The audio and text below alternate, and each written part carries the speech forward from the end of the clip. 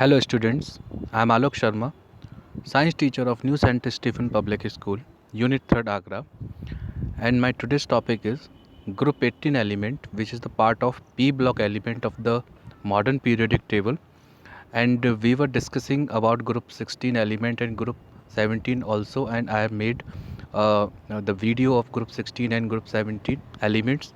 So now today we are going to discuss Group 18 element, what kind of properties have the Group 18 elements. So students, Group 18 elements consists 6 elements: helium, neon, argon, krypton, xenon and radon. All these are gases and chemically unreactive, form very few compounds or term as noble gases. All noble gases except radon occurs in the atmosphere. Therefore, therefore their atmospheric abundance in dry air is approx 1% by volume, which argon is the major constituent. यानी कि group इस 18 के बारे में मतलब ये है कि ये एक इनर्ट ग्रुप कहलाता है, क्योंकि इसका जो आउटर मोस्ट ऑर्बिटल है ये कम्प्लीटली फिल्ड रहते हैं इलेक्ट्रॉन से और रिएक्ट ही नहीं करते। इस वजह से इनको हम नोबल गैसेस की कैटेगरी में रखते हैं और ये नोबल गैसेस हैं और इनर्ट कंपाउंड भी बोल सकते हैं इनको। और अगर हम बात करें अबंडेंस इनकी एयर में, तो ये अप्रॉक्स 1% होते हैं, और एयर में अगर हम बात करें तो बाय वॉल्यूम जिसमें कि अर्गन जो है वो उसका मेजर कंस्टिट्यूएंट होगा, यानी कि 1% में भी अर्गन जो है उसका कंसंट्रेशन ज़्यादा होगा बाकी rest of the constituent of inert gases से। Now group 18 elements helium and sometime neon are found in mineral and radioactive origin, यानी कि हीलियम और जो नियॉन है ये ओर्स में भी कभी कभी पाए जाते हैं। रेडियो एक्टिव मिनरल्स जो होते हैं उनमें जैसे पिच ब्लेंड है और मोनोजाइट क्लीवेट है, यानी कि ये मोनोजाइट है जो थोरियम का एक सोर्स माना जाता है, रेडियो एक्टिव एलिमेंट है, उसके ओर में भी ये प्रेजेंट होता है। The main commercial source of helium is natural gas, यानी कि अगर हम बात करें नेचुरल गैस मतलब कि नेचुरल जो गैस होती है उसमें भी हीलियम की प्रेजेंस होती है, जेनॉन की प्रेजेंस होती है, radon are the rarest element of the group. और इसमें जेनन एंड रेडन जो है वो एक रेयरेस्ट एलिमेंट माने हैं इस ग्रुप के। रेडन जो है वो एक्चुअली ऑप्टेन होता है जब डिके होता है रेडियम का, और जब रेडियम का फिज़न होता है तब उसमें हम रेडन और हीलियम को प्राप्त कर सकते हैं, यानी कि ऑप्टेन करते हैं इसमें, जैसा कि हम देख सकते हैं इसमें। अब बात करते हैं स्टूडेंट्स इनकी जनरल प्रॉपर्टीज़ की। तो इलेक्ट्रॉनिक कन्फिग्रेशन की अगर हम बात करें तो all the noble gases have general electronic configuration NH2 NP6 except helium, क्योंकि हीलियम में p ऑर्बिटल की एब्सेंस होती है, s ऑर्बिटल ही रहता है। इसलिए अगर हम बात करें तो इसमें all the noble gases have general electronic configuration NH2 NP6 except helium which has 1s2।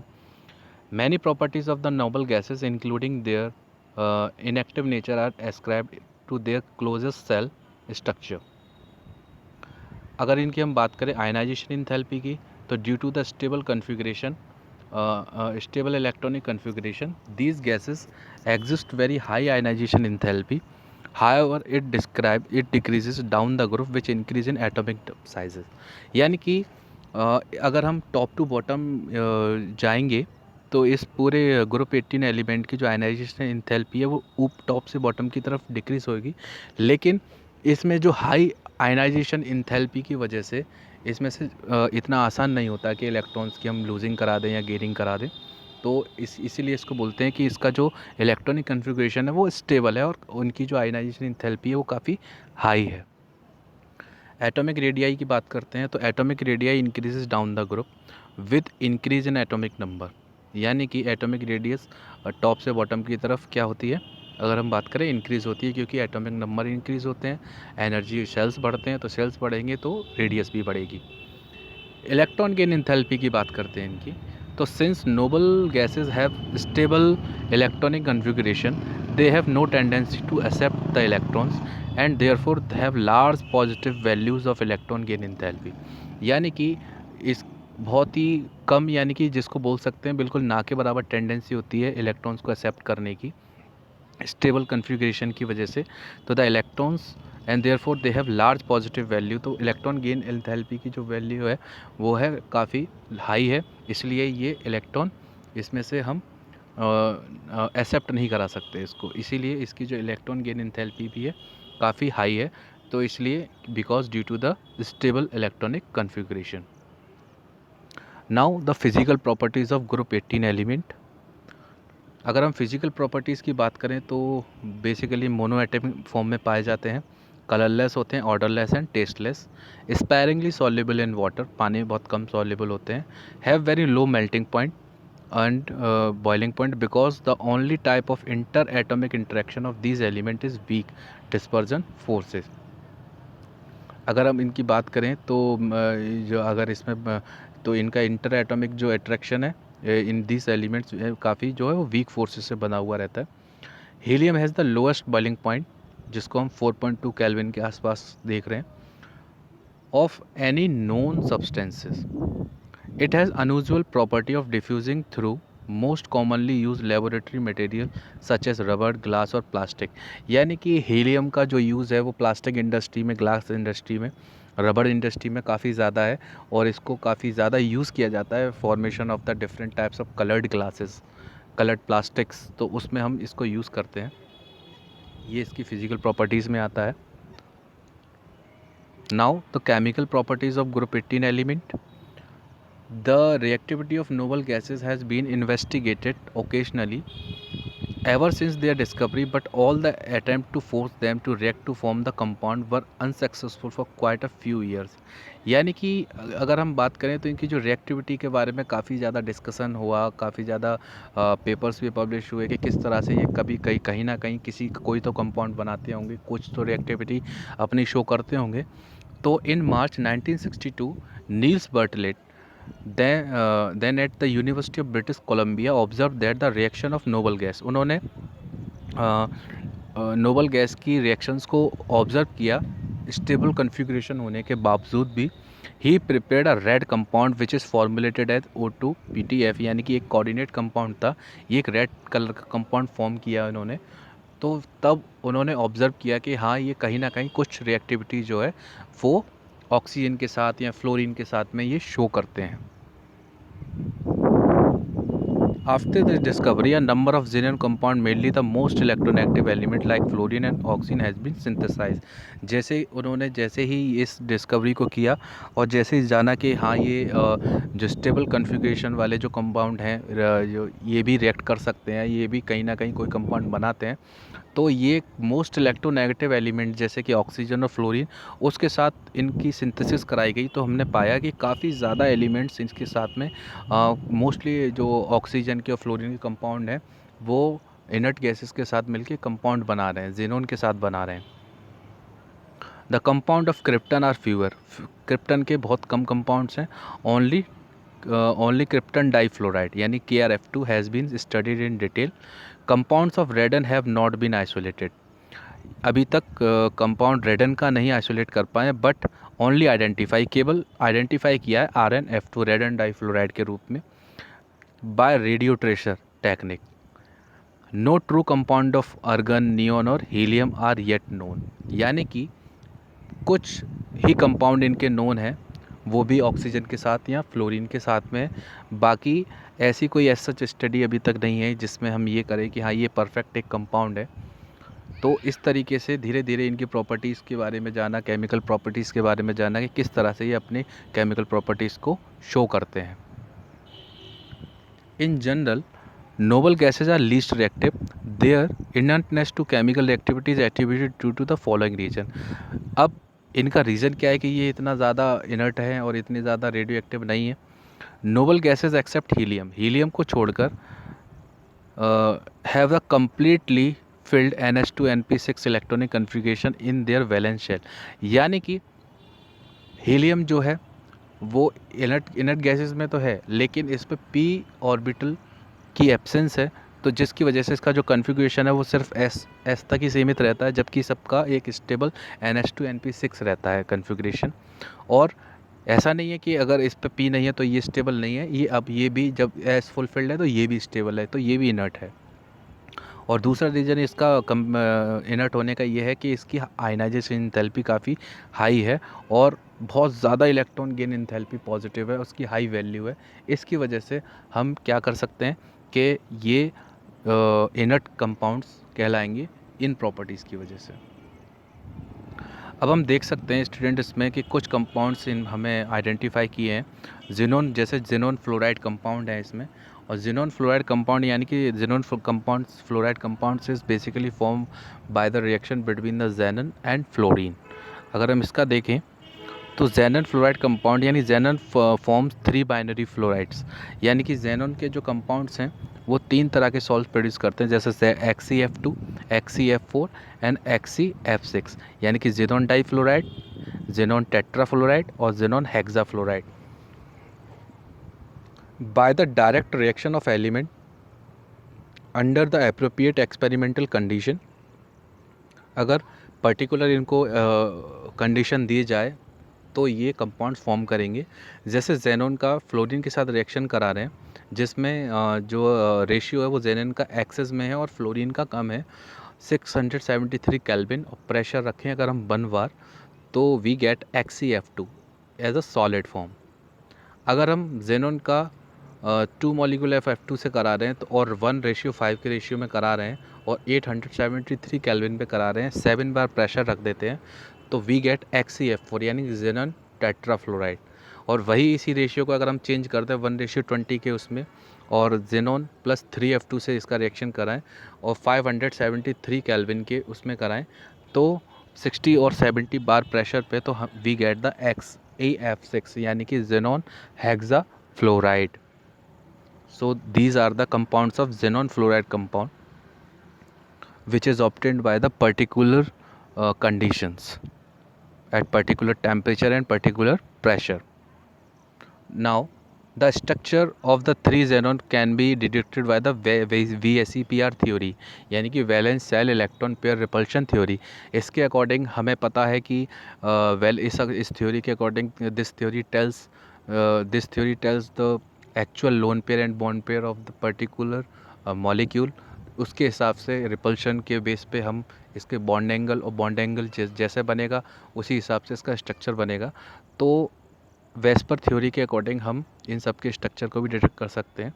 XeF2 और XeF4 का जो स्ट्रक्चर है वो लीनियर होता है, जबकि लीनियर एंड स्क्वायर प्लानर, और XeF6 है 7 इलेक्ट्रॉन पेयर जिसमें कि 6 बॉन्डिंग पेयर होते हैं और 1 लोन पेयर होता है, एंड वुड दस हैव अ डिसऑर्डेड ऑक्टाहेड्रल स्ट्रक्चर, जो हमें कैसा स्ट्रक्चर देगा, ऑक्टाहेड्रल स्ट्रक्चर देगा।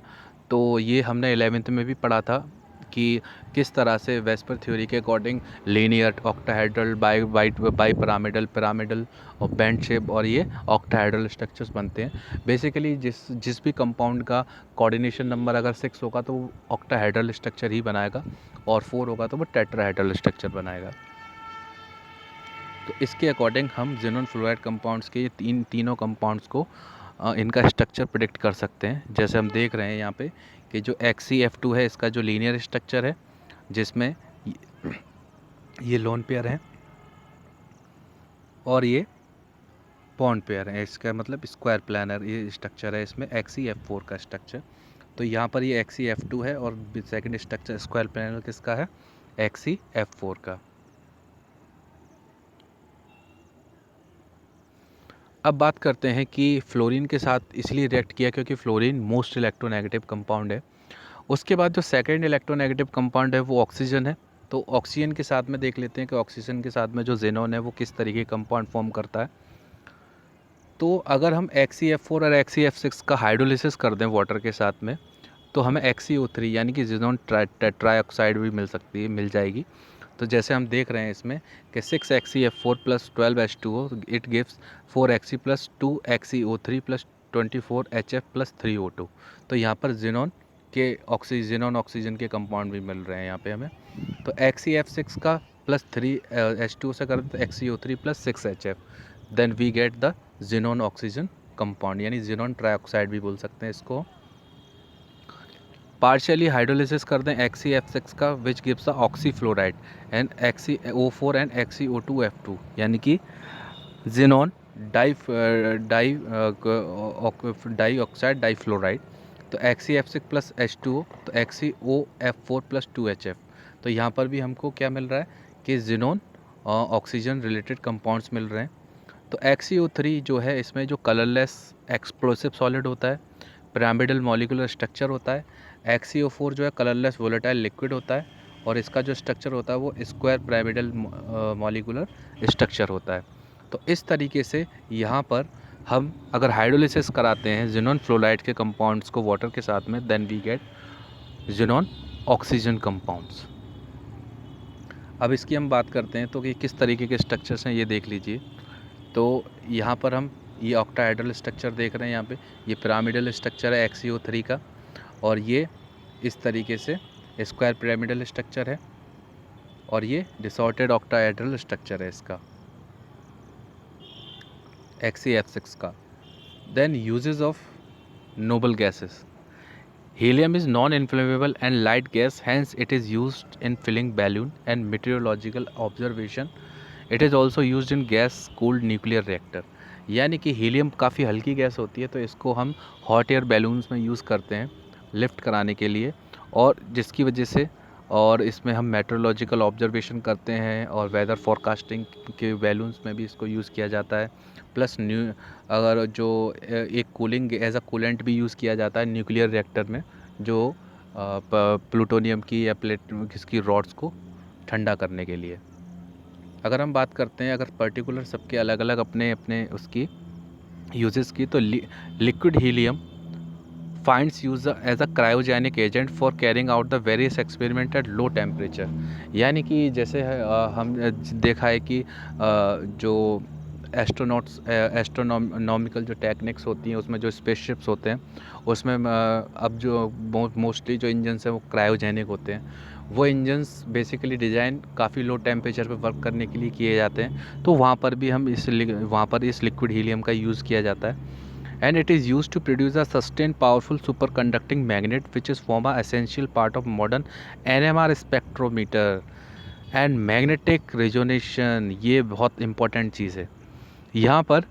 अगर इसकी बात की जाए तो सुपर कंडक्टिंग मैग्नेट, जो इनका जो सबसे ज़्यादा जो यूज़ होता है मैग्नेट्स का, वो MRI में होता है। यानी कि अगर सबसे ज़्यादा अगर मैग्नेट का जो यूज़ देखा जाए तो वो मैग्नेटिक रेजोनेंस इमेजिंग में होता है, जिसके थ्रू एक स्ट्रॉन्ग मैग्नेटिक फील्ड प्रोड्यूस किया जाता है, और उस मैग्नेटिक फील्ड्स को इम्पार्ट किया जाता है हमारी बॉडी के साथ में, इंटरप्ट किया जाता है, जिसकी वजह से हमारी बॉडी भी सिग्नल देती है, और उसकी एक इमेज जो है वो कंप्यूटर में बनती है, तो जो भी डिजीज़ है वो बाहर निकल कर आती है। तो वहाँ पर भी इसका यूज़ किया जाता है हीलियम गैस का। और NMR यानी कि अगर हम न्यूक्लियर मैग्नेटिक रेजोनेंस, ये स्पेक्ट्रोस्कोपी होती है स्पेशल टाइप की, जिसमें हम पर्टिकुलर एटम के बिहेवियर, उसके न्यूक्लियस के बिहेवियर के बारे में, उसके इलेक्ट्रॉन्स के बिहेवियर के बारे में पता करते हैं, किस तरीके की वेवलेंथ, क्या हमें उसका लैम्डा मिल रहा है, तो वहाँ पर भी हम उसके बनाने के लिए भी यूज़ करते हैं इसका।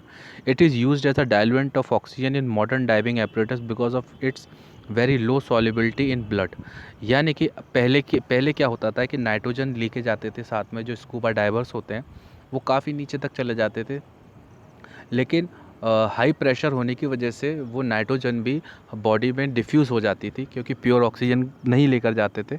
उसके साथ में 2 सिलेंडर होते हैं, यानी मिक्सचर ऑफ ऑक्सीजन लेकर जाते हैं, जिसमें नाइट्रोजन का मिक्सचर लिया जाता था। तो ये जो नाइट्रोजन का जो मिक्सचर है स्टूडेंट, ये काफ़ी हार्म कॉज करता था, क्योंकि हाई प्रेशर होने की वजह से वो नाइट्रोजन भी बॉडी में डिफ्यूज़ कर जाती थी, और जैसे ही वो डाइवर बाहर आता था तो वो फिर एक्सपेल आउट होती थी बॉडी से बाहर। तो काफ़ी पेनफुल बैंड्स बनते थे उनके, और कभी कभी केस में उनकी डेथ भी हो जाती थी। इसलिए हीलियम का यूज़ करने लग गए ऑक्सीजन सिलेंडर के साथ में, क्योंकि इसकी बहुत ही लो सॉल्युबिलिटी होती है ह्यूमन ब्लड के अंदर। इसलिए हम अब हीलियम ऑक्सीजन सिलेंडर के साथ जो स्कूबा डाइवर्स होते हैं वो हीलियम का सिलेंडर लेकर जाते हैं, और इसकी सबसे अच्छी बात ये हल्की भी होती है। Neon is used in discharge tube as a fluorescent bulb for advertising displays purpose. Neon bulb are used in botanical garden and greenhouses। जो भी एडवर्टीज़मेंट हम रात में देखते हैं, जैसे बहुत ही हाईटेक सिटीज़ हैं, मेट्रो सिटीज़ हैं, तो वहाँ पर बिल्डिंग्स में भी हमें देखने को मिलता है लाइटिंग वाले एडवर्टीज़मेंट होते हैं। तो वो सारा जो सिस्टम है वो भी हम वो नियॉन गैसेस के थ्रू, नियॉन कंपाउंड के थ्रू पॉसिबल हो पाता है। तो इसका नाइट में एडवर्टीजमेंट करने के लिए काफ़ी अच्छा यूज़ है, काफ़ी ज़्यादा यूज़ किया जाता है इसको। Argon is use mainly to provide a inert atmosphere in the high temperature metallurgic process, जैसे वेल्डिंग वगैरह कराने में जो मेटलर्जिकल प्रोसेस हैं उसमें एक्सट्रैक्शन ऑफ एलिमेंट में एक inert temperature inert atmosphere produce कराने में आर्गन का यूज़ किया जाता है। There is no significant uses in xenon and krypton. They are used in the light bulb design and special purpose. यानी कि ज़्यादा इसका xenon और krypton का ज़्यादा सिग्निफिकेंट यूज़ नहीं है जितना मैंने नियॉन के बारे में, आर्गन के बारे में और हीलियम के बारे में बताया।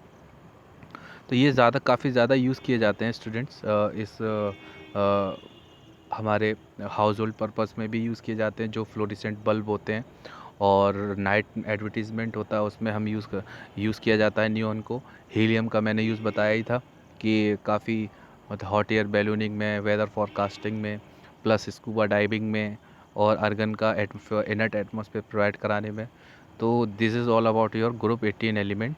और this we have discussed a lot of thing of this group 18 element, like uses of noble gases and chemical and physical properties of group 18 element, xenon oxygen compound, xenon fluoride compound.